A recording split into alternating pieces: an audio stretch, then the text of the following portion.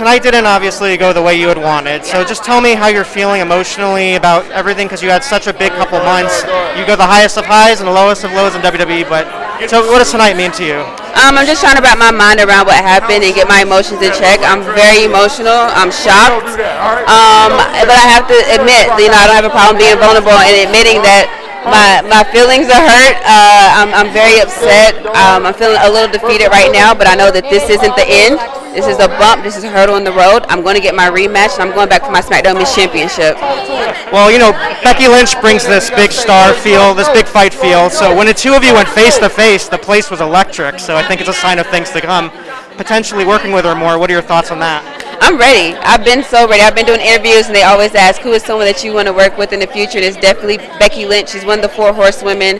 I just didn't think that it would happen so fast, but, to be a part of that moment and be there when the crowd erupted and to stand there and give everyone a taste of what there is to come, I'm just letting everyone know it's coming, and it's going to happen. Becky Lynch and I are going to get in the ring again. I'm going to go for my SmackDown Men's Championship. I think one of the things that makes you even more impressive is the fact that you design and create your own gear, which I don't understand how you have the time to do that. So just give me a little of your thought process about putting the design together, what your inspirations come from, and just where you find the time to actually put it together. Well, I always say I save a lot of money, but I don't save a lot of time. But my mindset is I want to work hard at what I do, and that's in every aspect. That's working hard in the ring, the gym, my appearance, and what I look like. That has a huge part in what we do. And so I always find time for it. It's a balance, and I think it's an expression of my creativity, and I always try to think of a theme. And I'm usually sewing gear every time you see me. I have a gear in my purse that I'm pulling out. I was making my gear in the airport on the way to SummerSlam in the hotel, so I'm making my gear at the last minute. But I just want to show up and show out and show that I'm a star and that I can do everything. I want to utilize all of my talents.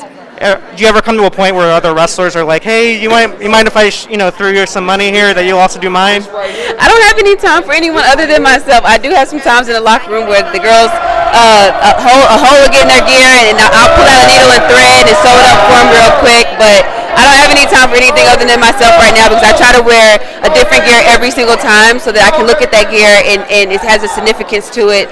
And when I look at my action figure or I watch a video game, it's the gear that I made, and that one gear sticks with that one moment.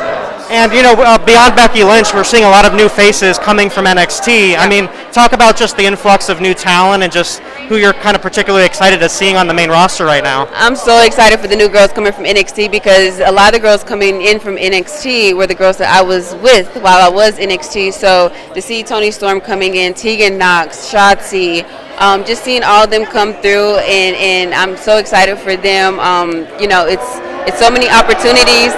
I want to make magic with them, and I'm ready for them to showcase themselves. And I feel like, when I won the title, I was kind of at the forefront of this new generation of women's wrestling, and to see them coming through behind me as well, it's really cool to see, show them what NXT was all about and bring it to Raw and SmackDown. And one of the cool things about being a WWE superstar is you get to branch out. You were at Lollapalooza, and you got to meet Megan Thee Stallion. Yeah. So tell me what it was like meeting with her and kind of what you got out of the experience, how you kind of share that empowerment theme. Yeah, I've always been a fan of Meg. The opportunity presented itself where we got to meet each other before I ran off to a live event, before she went off to Lollapalooza. We took a couple pictures, we chatted it up, and it was just really cool to be in the presence of Meg. It's just so much women empowerment and just sharing that moment, and I love her music.